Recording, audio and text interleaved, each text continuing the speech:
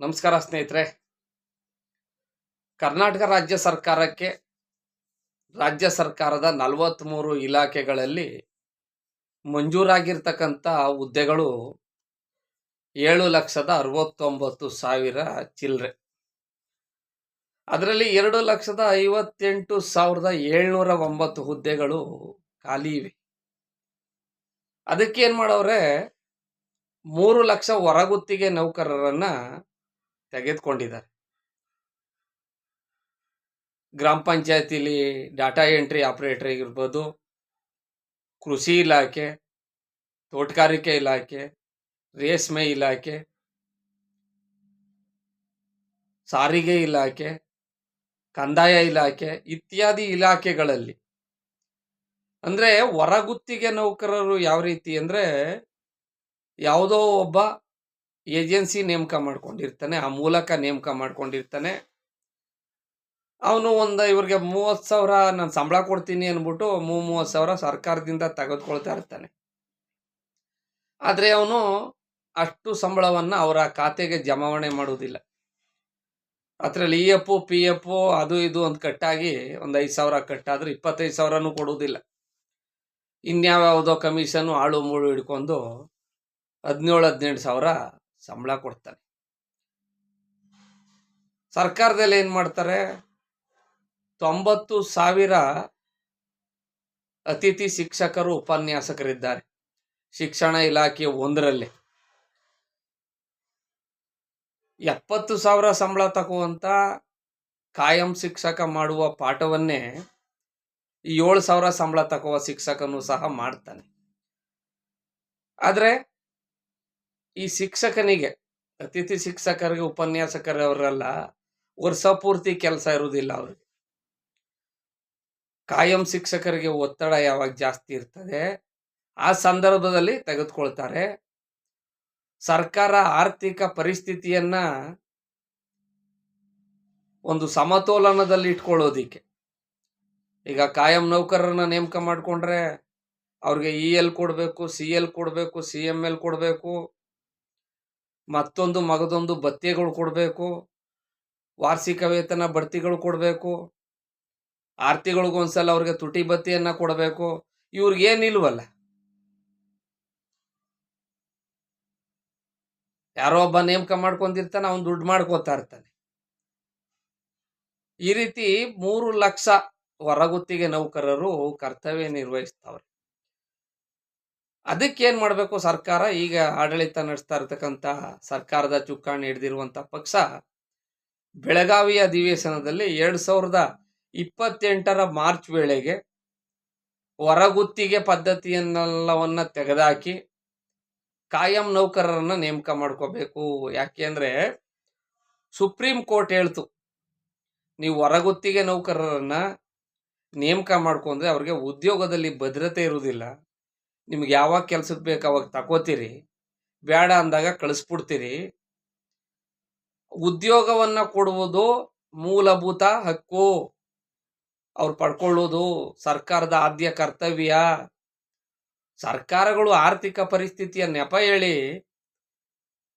ಹುದ್ದೆಗಳನ್ನ ತುಂಬದೇನೆ ಇನ್ನುಳಿದಂತ ನೌಕರರಿಗೆ, ಅಧಿಕಾರಿ ವರ್ಗದವರಿಗೆ ಒತ್ತಡದಲ್ಲಿ ಕೆಲಸ ನಿರ್ವಹಿಸಿರುವುದು, ಅವ್ರಿಗೆ ಕೆಲಸ ನಿರ್ವಹಿಸುವಂತೆ ಒತ್ತಡ ಹಾಕುವುದು ತರವಲ್ಲ ಅಂತೇಳಿ ಸುಪ್ರೀಂ ಕೋರ್ಟು ಅಭಿಪ್ರಾಯವನ್ನು ವ್ಯಕ್ತಪಡಿಸ್ತು. ಆ ಮೂಲಕ ಪ್ರಸ್ತುತ ಸರ್ಕಾರ ಈ ಬೆಳಗಾವಿ ಅಧಿವೇಶನದಲ್ಲಿ ಮಂಡಿಸ್ತದೆ.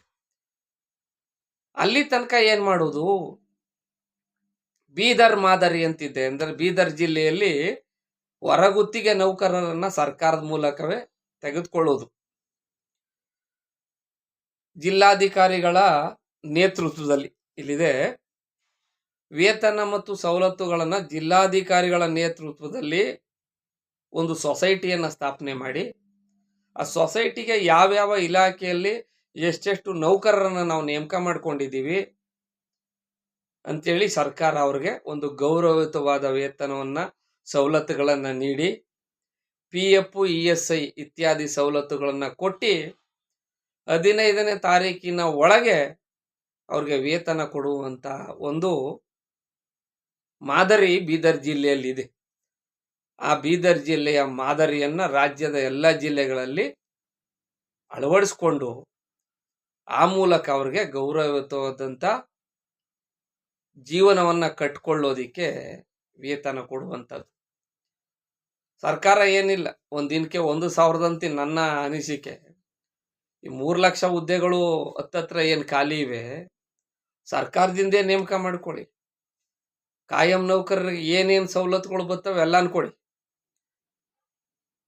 EF, ESI, PF, ಮತ್ತೊಂದು ಮಗದೊಂದು ವೈದ್ಯಕೀಯ ಸವಲತ್ತು, ಅಪಘಾತ ಆದಾಗ ಏನಾಯ್ತದೆ ಅವ್ರಿಗೆ, ಮರಣ ಆದರೆ ಕರ್ತವ್ಯ ಸಮಯದಲ್ಲಿ ಏನಾಯ್ತದೆ, ಅವ್ರ ಮನೆಯವ್ರಿಗೆ ಅನುಕಂಪ ಹುದ್ದೆ ಕೊಡೋದು, ಎಲ್ಲ ಥರದ್ದು ಏನೇನಿದ್ದದು ಎಲ್ಲ ಸ್ಪೆಷಾಲಿಟಿ ಕೊಡಿ. ಈಗ 30,000 ಕೊಟ್ಟಿರ್ತೀರಿ, ಕನಿಷ್ಠ ಪಕ್ಷ ವರ್ಷಕ್ಕೆ 1,000ನಾರು ಅವ್ರಿಗೆ ಜಾಸ್ತಿ ಮಾಡ್ಕೋಗಿ. ಯಾಕೆಂದ್ರೆ ಇವತ್ತು ನಿರುದ್ಯೋಗ ಸಮಸ್ಯೆ ವರ್ಷದಿಂದ ವರ್ಷಕ್ಕೆ ಲಕ್ಷಾಂತರ ಜನ ಪದವೀಧರರು ಆಗ್ತಾವ್ರೆ. ಎಷ್ಟೋ ತಾವು ಅವನು ಓದಿರೋದಕ್ಕೂ ಅವ್ನು ಮಾಡ್ತಾ ಇರೋ ಕೆಲಸಕ್ಕೂ ಒಂದಕ್ಕೊಂದು ಹೊಂದಾಣಿಕೆ ಇರುವುದಿಲ್ಲ. ಅವನ ಹೆಸರು ಇಷ್ಟುದ್ದ ಇದ್ರೆ ಅವ್ನು ಓದಿರೋದು ಇಷ್ಟುದ್ದ ಇರ್ತದೆ. ಅವನು ಬಂದು ಯಾವುದೋ 12-15 ಸಾವಿರಕ್ಕೆ ಬೆಂಗಳೂರಿನಂಥ ರಾಜಧಾನಿಯಲ್ಲಿ ದುಡಿತಾ ಇರ್ತಾನೆ. ಹಾಗಾಗಿ ಸರ್ಕಾರ ಖಾಸಗಿ ಸಹಭಾಗಿತ್ವದಲ್ಲಿ, ಸಾರ್ವಜನಿಕದಲ್ಲಿ ವಿದ್ಯುತ್ ಸಂಬಂಧಪಟ್ಟಂಥ ಕೈಗಾರಿಕೆಗಳು, ಬಿಡಿಭಾಗಗಳ ಕಾರ್ಖಾನೆಗಳನ್ನು ಜಿಲ್ಲೆಗಳಲ್ಲಿ ತಾಲೂಕು ಮಟ್ಟದಲ್ಲಿ ತೆಗೆಯುವುದರ ಮೂಲಕ ಅದಕ್ಕೆ ಆ ಕೈಗಾರಿಕೆಗಳಿಗೆ, ವಾಣಿಜ್ಯೋದ್ಯಮ ಕೇಂದ್ರಗಳಿಗೆ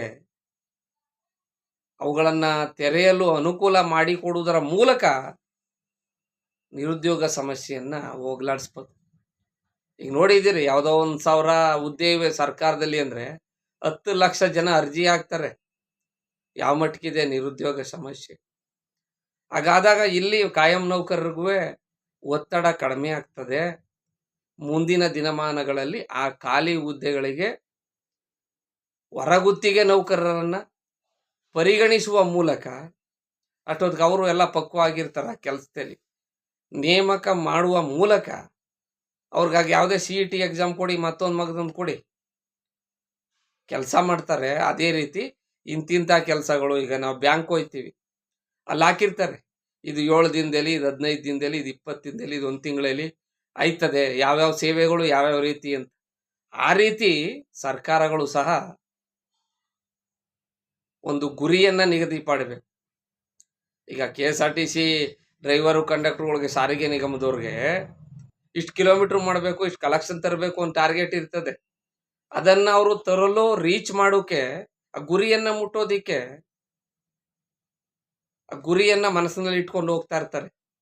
ಆದರೆ ಸರ್ಕಾರದ ಹಲವು ಇಲಾಖೆಗಳಲ್ಲಿ ಏನಾಗದೆ, ಗುಂಡಾಗುರು ಫಿಲಮಲ್ಲಿ ನಾನು ಹೇಳ್ತಾ ಇರ್ತೀನಿ, ವಜ್ರಮುನಿ ಆ ಊರಿನ ಮಕ್ಕಳಿಗೆ ಶಿಕ್ಷಣ ಕಲ್ಸಕ್ಕೆ ಬಂದಾಗ, ಮೇಷ್ಟ್ರೆ ಈ ಊರೈಕ್ಳು ಉದ್ಧಾರ ಮಾಡಿ ಏನು ಮಾಡಿಯ ನೀನು, ಗಂಟೆ ಹೊಡಿ ಸಂಬಳ ತಾಕೋ, ಗಂಟೆ ಹೊಡಿ ಸಂಬಳ ತಾಕೋ ಅಂತೇಳಿ ವಜ್ರಮುನಿಯವರು ಅಂಬರೀಷ್ ಅವ್ರಿಗೆ ಹೇಳುತ್ತಾರೆ. ಆ ಊರಿಗೆ ಮಾಸ್ಟ್ರಾಗಿ ಬಂದಿರ್ತಾರಲ್ಲ, ಶಿಕ್ಷಕರಾಗಿ ಬಂದಿದ್ದಾಗ ಅಂಬರೀಷ್ ಅವರು. ಅಂಥ ಪರಿಸ್ಥಿತಿನೂ ಇದೆ. ಆ ನಿಟ್ಟಿನಲ್ಲಿ ಸರ್ಕಾರಗಳು ಯೋಚನೆ ಮಾಡಬೇಕು. ನಿಗದಿತ ಸಮಯಕ್ಕೆ ಸಾರ್ವಜನಿಕರಿಗೆ ಸರ್ಕಾರದ ಕೆಲಸಗಳು ಆಗುವಂತೆ ಕಾಯ್ದೆಗಳನ್ನು ತರಬೇಕು, ಯೋಜನೆಗಳನ್ನು ರೂಪಿಸಬೇಕು. ಹಾಗಾಗಿ ಸರ್ಕಾರ ಏನು ಮಾಡ್ತದೆ, ಪ್ರಸ್ತುತ ಈ ಅಧಿವೇಶನದಲ್ಲಿ ಮಂಡಿಸುವ ಲೆಕ್ಕಾಚಾರದಲ್ಲಿ ಇದೆ. ಆ ಮೂಲಕ ಹೊರಗುತ್ತಿಗೆ ನೌಕರರನ್ನೇ ಸರ್ಕಾರ ತೆಗೆದುಕೊಂಡು ಕಾಯಂ ನೌಕರರಿಗಿರುವಂಥ ಎಲ್ಲ ಸವಲತ್ತುಗಳನ್ನು ಕೊಡಲಿ. ಅದೇ ರೀತಿ ಮುಂದಿನ ದಿನಮಾನಗಳಲ್ಲಿ ಸರ್ಕಾರದ ಎಲ್ಲ ಹುದ್ದೆಗಳನ್ನು ತುಂಬಲಿ. ಜೊತೆಗೆ ಸರ್ಕಾರ, ನಾನು ಹೇಳ್ತೀನಿ, ಯಾವಾಗಾರ ನೋಡಿ, ಯಾವುದೇ ಇಲಾಖೆಗೆ ನೋಡಿ, ಸರ್ವರ್ ಇಲ್ಲ, ನೆಟ್ ಇಲ್ಲ, ಸರ್ವರ್ ಇಲ್ಲ, ನೆಟ್ ಇಲ್ಲ, ತಾಂತ್ರಿಕ ಸಮಸ್ಯೆ ಅಂತ ಅಂಟಾಕ್ಬಿಟ್ಟಿರ್ತಾರೆ. ಅದ್ರ ಬಗ್ಗೆ ಗಮನ ಹರಿಸ್ಬೇಕು. ಅದು ಬಿಟ್ಬಿಟ್ಟು ಸುಮ್ಮನೆ ಎಲ್ಲ ಕೆಲಸಗಾರನು ತುಂಬಿಕೊಂಡು ಅವರು ಮೊಬೈಲ್ ಹಿಡ್ಕೊಂಡು ವಾಟ್ಸಪ್ಪು, ಫೇಸ್ಬುಕ್ಕು, ಇನ್ಸ್ಟಾಗ್ರಾಮು, ಮತ್ತೊಂದು ಮಗದೊಂದು ಮನೋರಂಜನೆ ನೋಡ್ತಾ ಕೂತ್ಕೊಳ್ಳುವಂಥ ಪರಿಸ್ಥಿತಿ ಬರಬಾರ್ದು. ಎನಿವೆ ಸ್ನೇಹಿತರೆ, ಭಗವಂತ ಎಲ್ಲರಿಗೂ ಒಳ್ಳೇದು ಮಾಡಲಿ. ನಗ್ನಗ್ತಾ ಇರಿ, ಆರಾಮಾಗಿರಿ. ನಾನು ಹೇಳ್ತಾ ಇರ್ತೀನಲ್ಲ, ಯಾರು ಬರುವಾಗ ಒತ್ಕೊ ಬರಲಿಲ್ಲ, ಹೋಗುವಾಗ ಒತ್ಕೊ ಹೋಗೋದಿಲ್ಲ ಅಂತ ಹೇಳ್ತಾ ನಾನು ಈ ವಿಡಿಯೋಗೆ ಪೂರ್ಣ ವಿರಾಮವನ್ನು ಹಾಕ್ತಾ ಇದ್ದೀನಿ. ಎಲ್ಲರಿಗೂ ಒಳ್ಳೇದು ಮಾಡಲಿ. ಜೈ ಹಿಂದ್, ಜೈ ಕರ್ನಾಟಕ ಮಾತೆ. ಶುಭ ದಿನ.